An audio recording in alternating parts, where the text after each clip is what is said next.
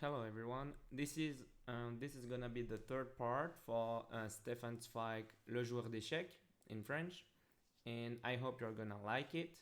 And please, if you like the channel, don't forget to subscribe. I still know people in real life who tell me, "Oh, your channel is nice," but they are not subscribed yet. It's important for the YouTube algorithm, among other things. So just subscribe and click the bell if you like the channel, of course. The little bell, la petite cloche on the right side of the subscription button, and then you get the notification when there are new videos on it. So let's do it. Tchentovitch était le fils d'un misérable batelier slave du Danube, dont la toute petite embarcation fut coulée une nuit par un vapeur chargé de blé. Son père mourut. L'enfant, qui avait alors 12 ans, fut recueilli par le charitable curé de son village, et l'excellent prêtre s'efforça honnêtement de faire répéter à ce garçon au large front, apathique et taciturne, les leçons qu'il n'arrivait pas à retenir à l'école. Mais ses tentatives demeurèrent vaines. Mirko fixait d'un œil vide les caractères d'écriture qu'on lui avait déjà expliqués 100 fois. Son cerveau fonctionnant avec effort était impuissant à assimiler même les notions les plus élémentaires. À 14 ans, il s'aidait encore de ses doigts pour compter et, quelques années après, il ne lisait encore un livre ou un journal qu'au prix des plus grands efforts.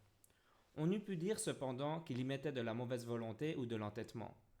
Il faisait avec docilité ce qu'on lui ordonnait, portait l'eau, fendait le bois, travaillait au champ, nettoyait la cuisine, bref, il rendait consciencieusement, bien qu'avec une lenteur exaspérante, tous les services qu'on lui demandait. Mais ce qui chagrinait surtout le bon curé, c'était l'indifférence totale de son bizarre protégé. Il n'entreprenait rien de son propre chef, ne posait jamais une question, ne jouait pas avec les enfants de son âge et ne s'occupait jamais spontanément. Si on ne lui demandait rien, sitôt sa besogne finie, on voyait Mirko s'asseoir quelque part dans la chambre, avec cet air absent et vague des moutons au pâturage, sans prendre le moindre intérêt à ce qui se passait autour de lui. Le soir, le curé, allumant sa longue pipe rustique, faisait avec le maréchal des logis ses 3 parties d'échecs quotidiennes. L'adolescent approchait alors de la table, sa tignasse blonde, et fixait en silence l'échiquier, avec des yeux qu'on croyait endormis et indifférents sous leurs lourdes paupières. Alright, so this part is a tiny bit more difficult than the previous two regarding the vocabulary, I guess. So let's do it. One sentence after another. Tchentovitch était le fils d'un misérable batelier slave du Danube. Tchentovitch, our guy, was the son of a miserable boatman, a slave boatman working in the Danube. Danube, so in English you have river and river. In French we have river for a middle-sized river and fleuve for a big river such as Danube. Dont la toute petite embarcation fut coulée une nuit par un vapeur chargé de blé. Dont is a tricky, interesting word, and maybe some of you don't master it already. It's for the possession. Whom, little embarkation, like little boat, fut coulé, got drowned at night by a boat that worked with steam. Vapor is steam, and that was loaded with corn. So that's just a type of boat that was loaded with corn. We can assume the boat was bigger because it managed to drown the boat of the poor person, of the miserable boatman. Dont is the possession. Whom?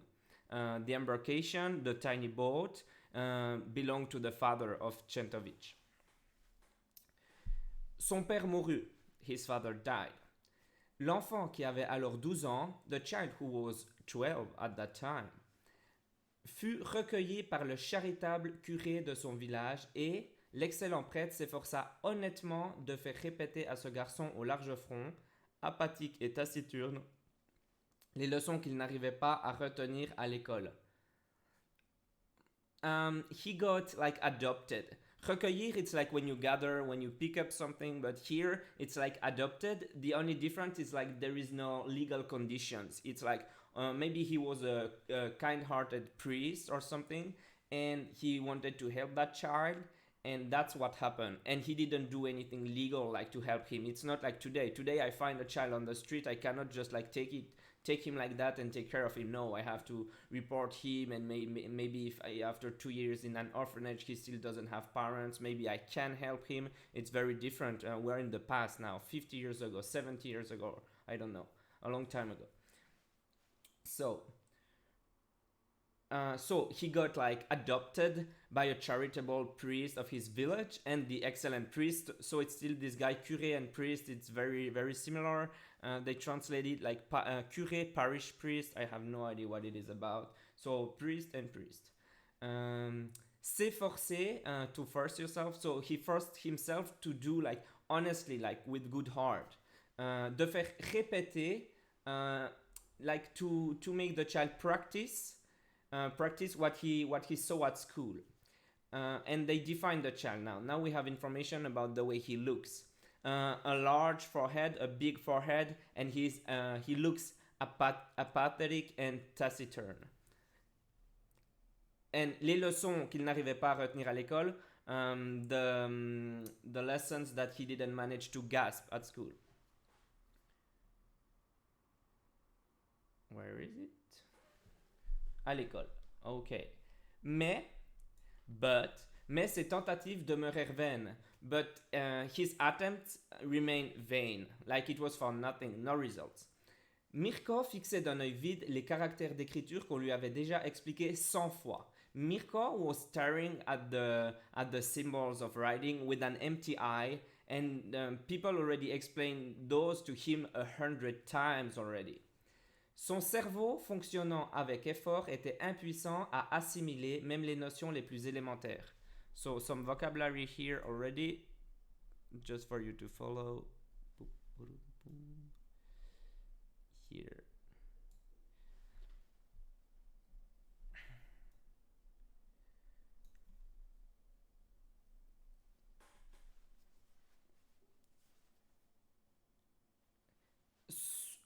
His brain was working with a lot of effort, but it was not powerful. It was not capable to assimilate even the notions, like the rules, even the most elementary, basic.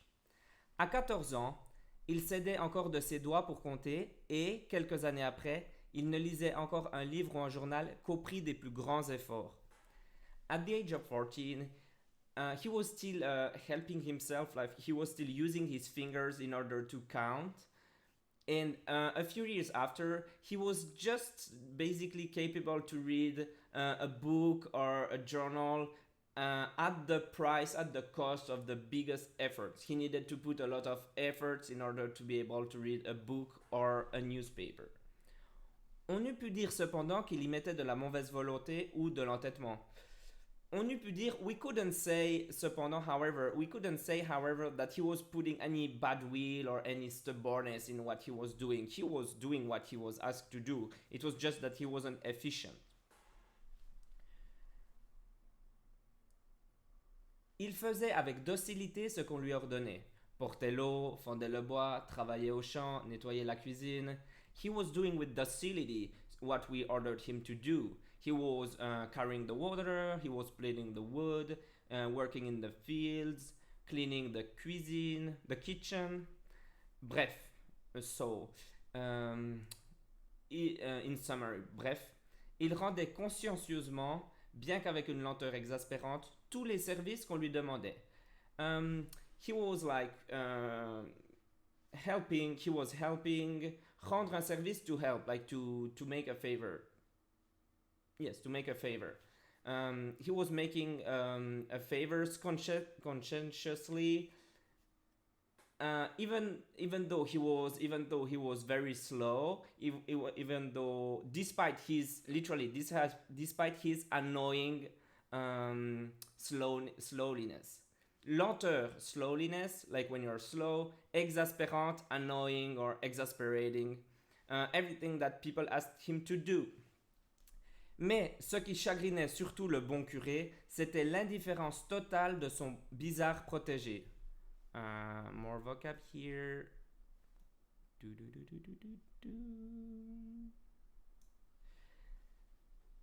So,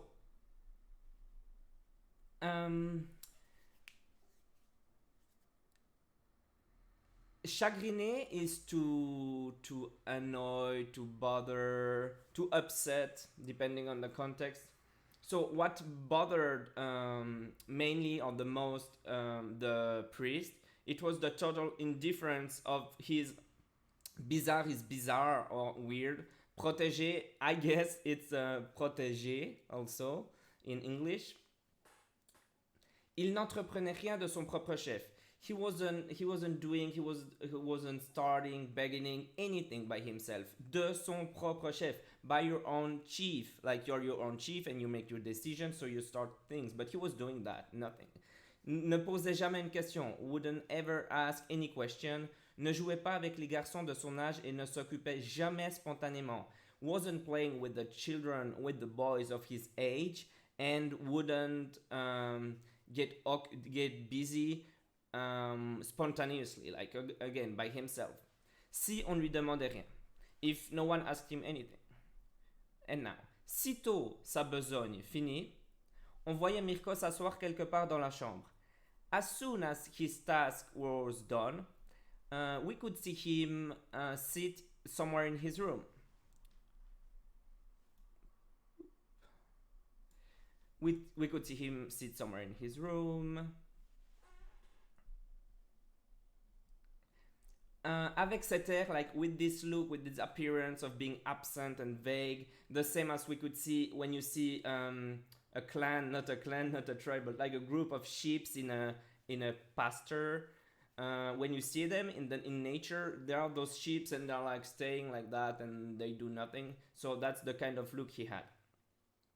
Sans prendre le moins d'intérêt à ce qui se passait autour de lui, without giving any kind of attention about what was going on around him in the world. Le soir, le curé, allumant sa longue pipe rustique, faisait avec le maréchal des logis ses 3 parties d'échecs quotidiennes. L'adolescent approchait alors de la table, sa tignasse blonde, et fixait en silence l'échiquier, avec des yeux qu'on croyait endormis et indifférents sous leurs lourdes paupières.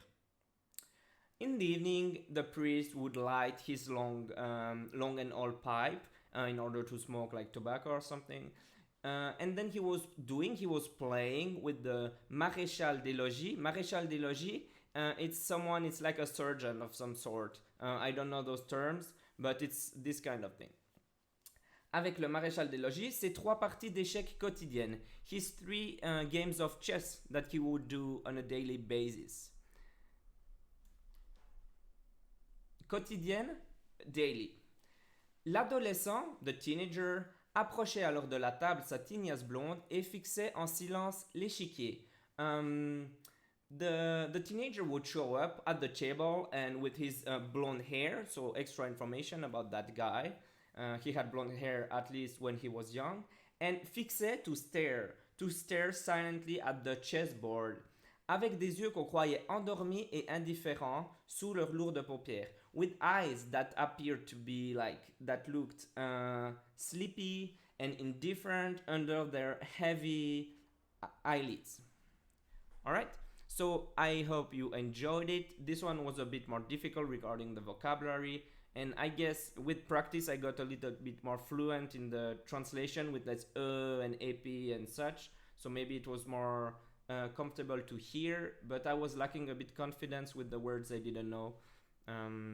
That's just my feeling about it, but it's gonna get better and better. It's just a matter of practice, because as I said and as I'm gonna repeat, I'm very unfamiliar with books and literature and everything in any language, so it's a kind of a new experience for me.